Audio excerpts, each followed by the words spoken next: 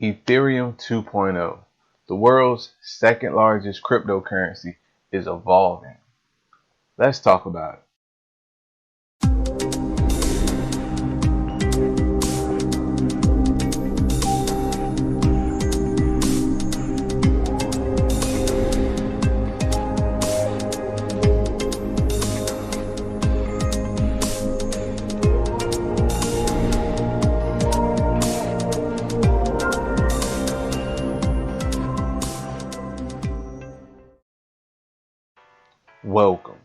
Welcome to Piece of the Pie with Ty.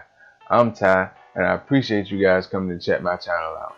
If you like any of the content in this video, please hit that like button. It really helps me out with people finding the video, and subscribe to the channel.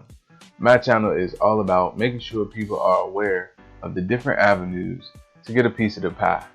And today, we're going to be talking about Ethereum 2.0. To dive right into it, we're going to go to the computer to Ethereum's site, Ethereum.org. Okay guys, before we get into what is Ethereum 2.0, let's talk about the basics, the core, Ethereum. What is Ethereum? The foundation for our digital future. Ethereum is an open access to digital money and data-friendly services for everyone, no matter your background or location. It is a community-built technology behind the cryptocurrency Ether and thousands of applications you can use today. So everybody know Ethereum or Ether is a cryptocurrency, and just like all other cryptocurrencies, it's meant to make sure everyone has access to their own money and banking without the need for traditional banks and other services. Ethereum 101. Ethereum is a technology that lets you send cryptocurrency to anyone for a small fee. It also powers applications that everyone can use and no one can take down. It's the world's programmable blockchain. Ethereum builds on Bitcoin's innovation with some big difference. So that's what Ethereum is. Ethereum is not only a cryptocurrency, but it's also a network. That's key. It's also a network that helps transactions happen. Now let's get into Ethereum 2.0. Alright, and now we're on Ethereum 2.0, upgrading Ethereum to radical new heights. The Ethereum we know and love just became more scalable, more secure, and more sustainable. What is Ether 2? Ether 2 refers to a set of interconnected upgrades that will make Ethereum, as I said, more scalable, secure, and sustainable. These upgrades are built by multiple teams across the Ethereum ecosystem. And the vision is to bring Ethereum into the mainstream and serve all of humanity. So to do this, they have to make these upgrades. What these upgrades mean. When we talk about more scalable, Ethereum needs to support thousands of transactions per second. So it's making Ethereum faster, to make the application faster and cheaper to use. So that's what upgrades are being made to make it more scalable. More secure. Ethereum needs to be more secure. As adoptions of Ethereum grow, the protocols need to become more secure against all forms of attack, so it's not easily hacked by cyber attackers. And more sustainable.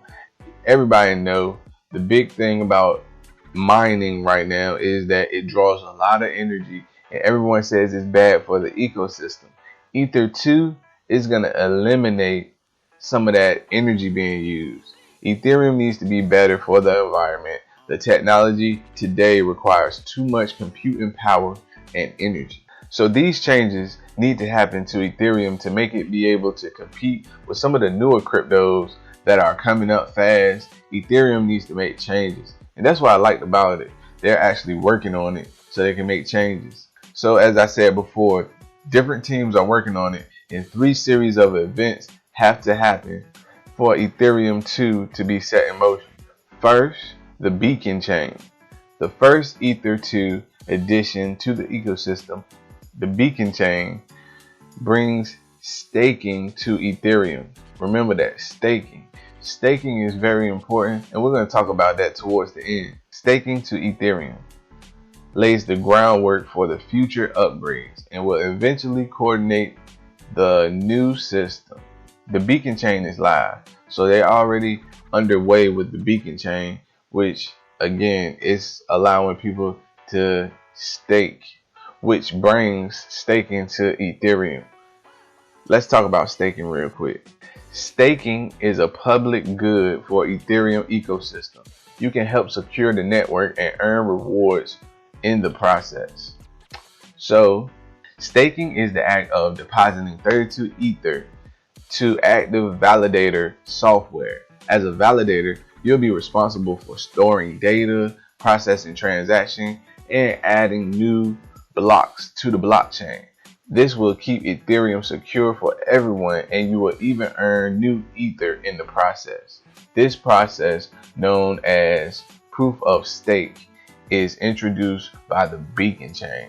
So that's what staking is. To put it in simple terms, if you have 32 Ether, you're allowed to get this software and act as an ATM, basically.